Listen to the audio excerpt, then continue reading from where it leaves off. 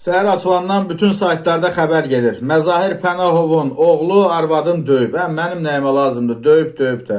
O gələn bilmirdi ki, kimin oğluna gəlib, nə tərdi, necədir. Bu adam işsizdir.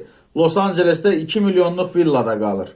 Bahalı içkilər içir, nə bilim nə, bu mətbuatın yazdığı da. Hər halda o gələn qız da bilirdi kimə gəlib.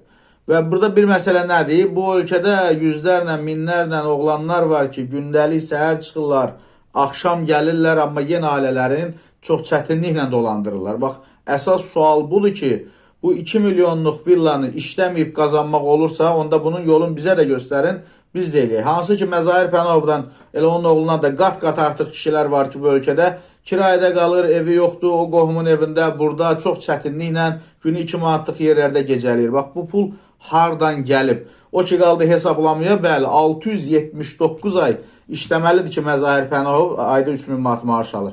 Həmin o villanı ala bilsin. 679 ayda 56 ildən çox eləyir. Yəni, hər şey gün kimi ortadadır.